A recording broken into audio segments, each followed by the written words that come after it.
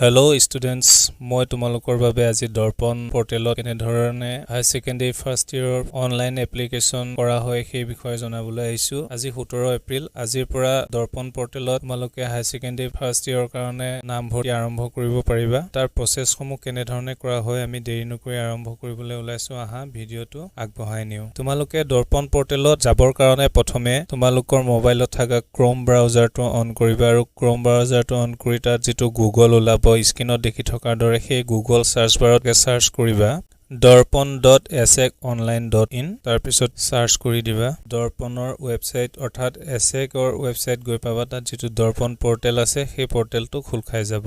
দৰ্পণ পৰ্টেলটো খোল খোৱাৰ পিছত ওপৰত ষ্টুডেন্ট বুলি এটা অপচন পাবা আৰু মাজতো ষ্টুডেন্ট বুলি অপচন এটা আছে। যিকোনো এটা অপচনত ক্লিক কৰিলে তোমালোকে এই পেজটো দেখিবলৈ পাবা। এই পেজটো দৰ্পণ বুলি আছে, 10 ডিজিট মোবাইল নং, date of birth, 4 digit PIN, login as student বুলি আছে। কিন্তু তোমালোকে যেহেতু আজি প্ৰথম এপ্লাই কৰিবাহে সেই কাৰণে তোমালোকে তলৰ যেটো ক্লিক হিয়াৰ বুলি আছে সেই ক্লিক হিয়াৰত প্ৰেছ কৰিবা। এটা নতুন পেজ খোল খাব। স্ক্ৰিনত তোমালোকে দেখিবলৈ পাছা পেজটো আৰু সেই পেজটোত প্ৰথম আছে তোমাৰ সিলেক্ট বোৰ্ড।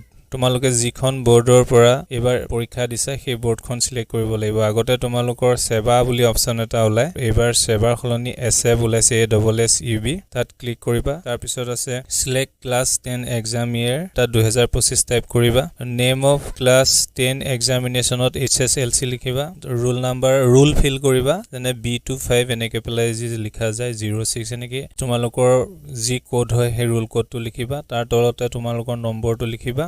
নম্বৰটো লিখোতে কিছুমানে ভুল কৰে, 0 টো নিদিয়ে, 0 দি দিবা যদি 0 আছে। যেনে 4টা সংখ্যাৰ হয় ৰোল নম্বৰটো, সেই 4টা সংখ্যাৰ ৰোল নম্বৰটো ফিল কৰিবা। 5 নম্বৰ অপচনত টোটেল মাৰ্কস আছে, টোটেল মাৰ্কস 600 হেতু অটো ফিল হৈ থাকে। 6 নম্বৰত আছে মাৰ্কস অবটেইন, 600 নম্বৰৰ ভিতৰত কিমান নম্বৰ পাইছা সেই মাৰ্কশিটখন চাই নম্বৰটো ভৰাই দিবা। আৰু যেহেতু মই এতিয়ালৈকে জনাত মাৰ্কশিট সমূহ স্কুলৰ পৰা দিয়া নাই, তোমালোকে মাৰ্কশিট সমূহ অনলাইনৰ পৰাই ডাউনলোড কৰি লৈ দিলেও বৰ্তমান হৈ যাব। মাৰ্ক এন্টাৰ কৰাৰ পিছত 7 number percentage of marks secured in 10 board exam.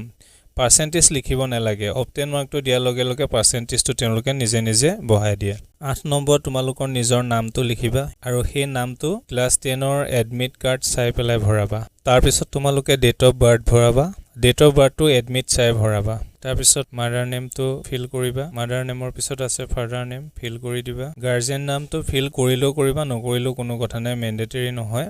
Email IDEO optional, কিন্তু মোবাইল নাম্বাৰটো কম্পালসৰি দিবই লাগিব। মোবাইল নাম্বাৰটো এন্টাৰ কৰাৰ পিছত OTP অপচন এটা আহিব। OTP অপচনটোত ক্লিক কৰিবা, গেট OTP বুলি যে লিখা আছে দেখিছা, তাত ক্লিক কৰাৰ লগে লগে মোবাইল নাম্বাৰত OTP আহিব। ভেৰিফাই OTP ক্লিক কৰি তাত OTPটো বহাই দিয়াৰ লগে লগে পিছৰ অপচনখিনি খোল খাই যাব। সিলেক্ট নেশনালিটি, হেতু ইন্ডিয়ান অটো ফিল হৈ থাকে। আধাৰ নাম্বাৰটো ফিল কৰিবা। তাৰ পিছত যেটো পেন নাম্বাৰ আৰু আপাৰ আইডি বুলি আছে হেতু তোমালোকৰ স্কুলত জেনাৰেট কৰিছিলে, হেতু নিদিলেও কথা নাই, পিছত প্ৰয়োজন হ'ব পাৰে, সংগ্ৰহ কৰি থবা। তাৰ পিছত এড্ৰেছ ফৰ কমিউনিকেশ্যন আছে, এড্ৰেছ লাইন 1ত ভিলেজ লিখিবা, এড্ৰেছ লাইন 2ত পোষ্ট অফিসটো লিখি দিব পাৰা। ষ্টেট আসাম অটো ফিল হৈ থাকে। ডিস্ট্ৰিক্টটো কোন ডিস্ট্ৰিক্টৰ হয় তুমি হেতু ফিল কৰিবা। মই যেহেতু নগাঁও ডিস্ট্ৰিক্টৰ, মই নগাঁও ফিল কৰিছো। পোষ্ট অফিস পুনৰ এন্টাৰ কৰিবা, পিন নাম্বাৰ লিখিবা, ভিলেজ, টাউন বা ৱাৰ্ড নাম লিখি দিবা। এইখিনি কৰাৰ পিছত 21 নম্বৰ পইণ্টত আছে সিলেক্ট ৰিলিজন, তুমি কোন ধৰ্মৰ পৰা বিলং কৰা হেতু লিখিবা। তাৰ পিছত আছে সিলেক্ট কাষ্ট, কাষ্টটো লিখিবা OBC, জেনাৰেল বা ST SC যি হয়, জেন্ডাৰ সিলেক্ট কৰিবা। 24 নম্বৰ পইণ্টত আছে whether belongs to specially abled category, যদি বিকলাংগ হোৱা তেনে ক্ষেত্ৰত তোমালোকে এটো ইয়েস কৰিবা, নহলে নো কৰিবা। 25 নম্বৰত আছে whether belong to T tribe আদিবাসী কমিউনিটি, যদি T tribe বা আদিবাসী কমিউনিটিৰ পৰা হোৱা তেতিয়া হলে ইয়েস কৰিবা, নহলে নো কৰিবা। অপশন 26ত আছে do you have any state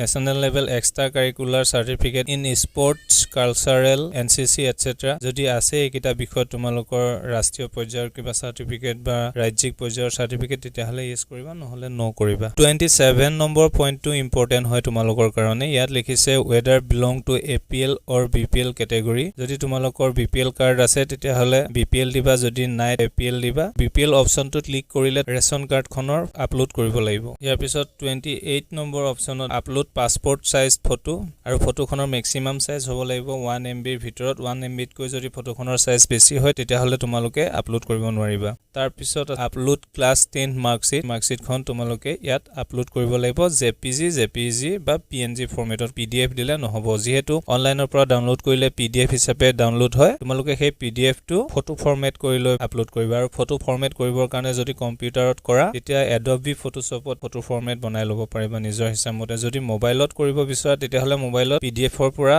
image converter গুগলত সাৰ্চ কৰিবা PDF টো JPG সাৰ্চ কৰিলে যেটো আহিব তাৰ মাৰ্কশিটখন আপলোড কৰি দিবা JPG হৈ ওলাই আহিব ইয়াৰ পিছত অপচন আছে আপলোড কাষ্ট সাৰ্টিফিকেট যদি কাষ্ট সাৰ্টিফিকেট আছে তেতিয়া হলে কাষ্ট সাৰ্টিফিকেট ভৰাই দিবা যদি নাই পিছত দিলেও হৈ যায় ইয়াৰ পিছত যদি BPL অপচনত ক্লিক কৰা তেতিয়া হলে তুমি BPL কাৰ্ডখন আপলোড কৰিব লাগিব যেটো মই কৈছোৱে এই ছাত্ৰজনৰ যে কৰিছো তেওঁৰ BPL নহয় APL ত মই এপ্লাই কৰিছো হেকানে BPL কাৰ্ড আপলোড কৰা অপচনটো ইয়াত আহা নাই 29 নম্বৰত কৈছে 4 digit login pin of your choice তোমাৰ ইচ্ছা মতে 4টা সংখ্যাৰ এটা পিন নাম্বাৰ ক্ৰিয়েট কৰিবা নৰখাকে 4টা সংখ্যাৰ এটা পাছৱৰ্ড দিবা মই ডেট অফ বাৰ্থৰ সনটোকে দি দিছো 2009 ডিক্লাৰেচনত টিক মাৰ্ক কৰি লৈ পেলাই নেক্সট কৰিবা পিছত এটা পেজ ওলাই আহিব তোমালোকে ফৰ্মখনত কি ফিলআপ কৰিলা নেক্সট কৰিলা হে গুটেখিনি দেখিবলৈ পাবা তাত চাবা কিবা ভুল হৈছে নেকি ভুল হৈছে যদি বেক কৰি পেলাই আকৌ শুদ্ধ কৰিবা নাই হোৱা যদি সাবমিট কৰি দিব পাৰিবা সাবমিট কৰি দিয়াৰ পিছত ইনষ্টিটিউচন নেম অৰ ইনষ্টিটিউচন কোড যিখন কলেজত নাম ভৰ্তি কৰিব বিচৰাবা হাই সেকেন্ডাৰী হওক বা জুনিয়ৰ কলেজে হওক